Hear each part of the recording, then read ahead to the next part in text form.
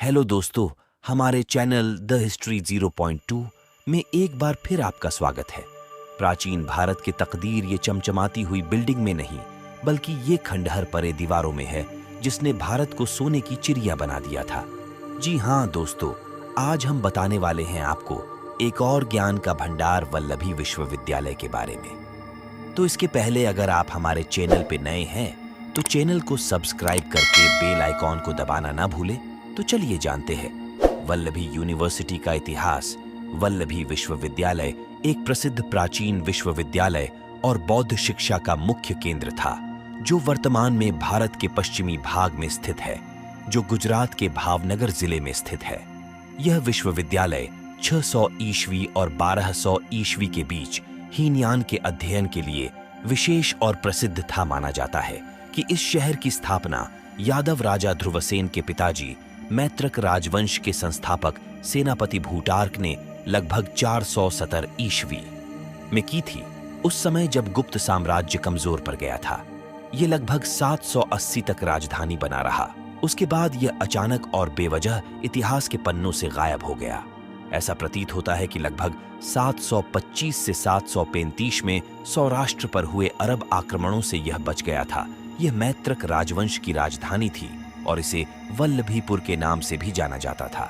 वल्लभी जैनियों का एक प्रसिद्ध केंद्र था। सभी जैन आचार्य श्रमण, देवर्धिगणी और अन्य 500 जैन आचार्यों के मार्गदर्शन में जैनियों की वल्लभी परिषदों ने धार्मिक सिद्धांत जैन आगम को लिखित रूप में तैयार किया। वल्लभी विश्वविद्यालय सौराष्ट्र गुजरात में स्थित था। प्राचीन काल में वल्लभी विश्वविद्यालय ज्ञान का महत्वपूर्ण केंद्र हुआ करता था और उस दौर में यहाँ कई मठ भी हुआ करते थे। 7वीं सदी के मध्य में यहाँ चीनी यात्री हुएन त्सांग और अंत में आइचिन यहाँ आए थे, जिन्होंने इसकी तुलना बिहार के प्राचीन नालंदा विश्वविद्यालय से की थी। वल्लभी विश्वविद्यालय की स्थापना मैत्रक वंश के शासनकाल के दौरान की गई थी। यह न केवल अपनी शैक्षणिक उत्कृष्टता के लिए, बल्कि अपनी वास्तुकला की भव्यता के लिए भी प्रसिद्ध था। विश्वविद्यालय ने बौद्ध शिक्षा को संरक्षित और बढ़ावा देने में महत्वपूर्ण भूमिका निभाई। हालांकि यह विशेष रूप से एक बौद्ध संस्थान नहीं था। भारतीय उपमहाद्वीप में नालंदा और तक्षशिला प्राचीन विश्वविद्यालयों के पर्यायवाची हैं, लेकिन गुजरात में भी उस युग में सीखने की एक जगह थी। वल्लभी विश्वविद्यालय के प्रमुख आचार्य गणभूति और स्थिरमति था। वल्लभ में सिखाई और सीखी जाने वाली 18 विद्याएं थीं। तीरंदाजी, शिकार, हाथी विद्या, कानून, चिकित्सा, सैन्य विज्ञान, संस्कृत, आयुर्वेद, वैदिक, तर्कशास्त्र, सांख्य, दर्शन, गुप्त अनुष्ठान, जादू, राजनीति, नैतिकता, व्याकरण और तत्वमीमांसा। माना जाता है कि वल्लभी विद्यापीठ की प्रसिद्धि 1200 ईस्वी तक रही, जो गुजरात के तटों तक ही सीमित नहीं थी, बल्कि दूर दूर तक फैली हुई थी। गुजरात के सौराष्ट्र क्षेत्र में मैत्रक वंश के दौरान वल्लभी राजधानी शहर था।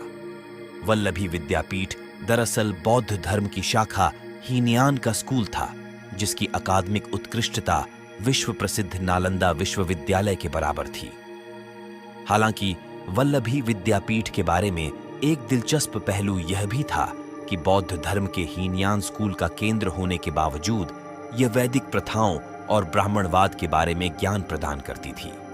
ऐसा कहा जाता है कि उत्तर भारत में गंगा के तट से युवा ब्राह्मण छात्र वैदिक प्रथाओं और अनुष्ठानों का अध्ययन करने के लिए वल्लभी की यात्रा किया करते थे। वल्लभी विद्यापीठ अन्य क्षेत्रों में अपनी शिक्षाओं के लिए भी प्रसिद्ध थी, जैसे राजनीति विज्ञान, खेती और व्यापार, लोक प्रशासन, धर्म और कानून, वास्तुकला विज्ञान, चिकित्सा, तर्क वितर्क, अर्थशास्त्र और अकाउंट आदि की शिक्षाएं दी जाती थीं। आधुनिक विश्वविद्यालयों की तरह वल्लभी विद्यापीठ में भी एक तरह की प्रवेश परीक्षा थी। फेल होने का मतलब था कि छात्र को गेट से लौटना पड़ेगा और विद्यापीठ में प्रवेश भी नहीं करने दिया जाता था। कैंपस प्लेसमेंट की तरह ही वल्लभी विद्यापीठ के छात्र शिक्षा पूरी करने के बाद उन सभी राजाओं और राज्यों के प्रशासन में शामिल हो जाते थे, जो विभिन्न रूपों में विद्यापीठ का समर्थन किया करते थे।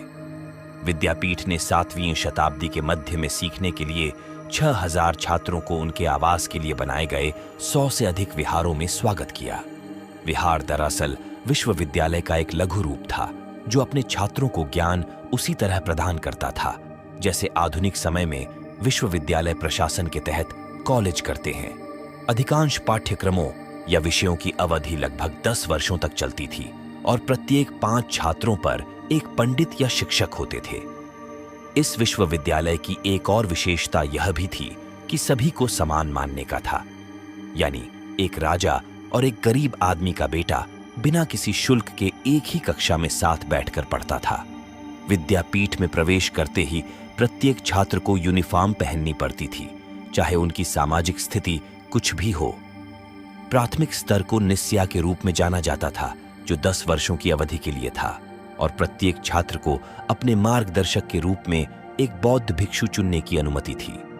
फिर छात्र को स्थवीर के रूप में पदोन्नत किया जाता था, जहां वह इससे आगे बढ़ने के लिए एक विषय चुनता था और महारत हासिल कर उपाध्याय कहलाता था। इसके बाद आने वाले नए छात्रों को ज्ञान प्रदान करने के लिए उन्हें विश्वविद्यालय से जोर दिया जाता था। प्रसिद्ध कवि सोमदेव की रचना कथा सरित सागर में वल्लभी विद्यापीठ के नाम और प्रसिद्धि का वर्णन है। कहा जाता है कि जब उनके बच्चों के लिए सीखने और ज्ञान को आत्मसात करने का समय होता था, तब ब्राह्मणों ने अक्सर नालंदा या बनारस के बजाय वल्लभी विद्यापीठ को चुना। गुणमत्ती और स्थिरमत्ती जैसे प्रसिद्ध पंडितों ने वल्लभी विद्यापीठ में पढ़ाया। इन दोनों पंडितों के गुरु वसुबंधु नालंदा विश्वविद्यालय से थे।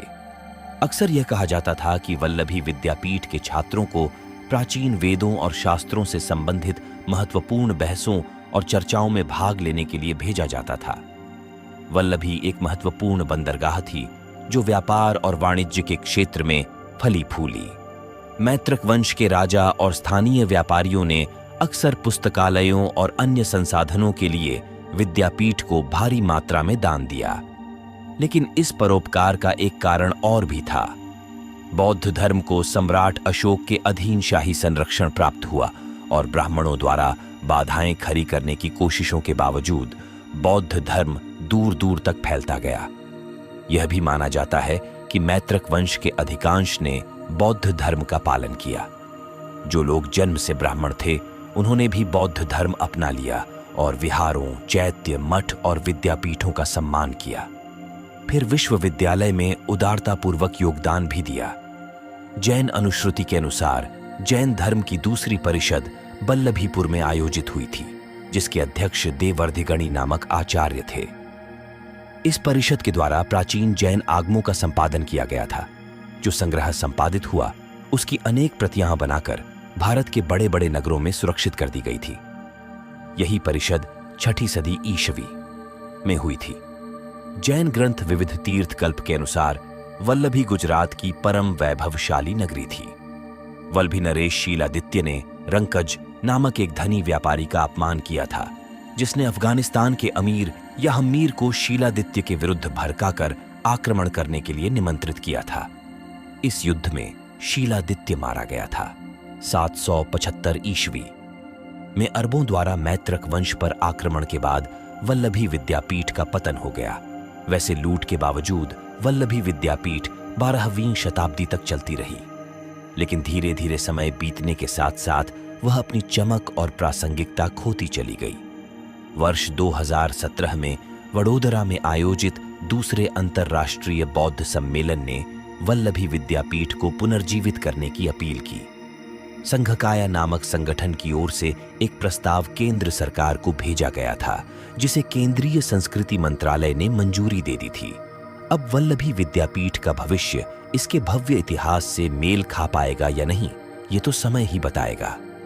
तो दोस्तों, अगर ये जानक जानकारी आपको अच्छा लगे तो वीडियो को लाइक करें और चैनल को सब्सक्राइब करके बेल आइकॉन को दबाना ना भूलें। धन्यवाद।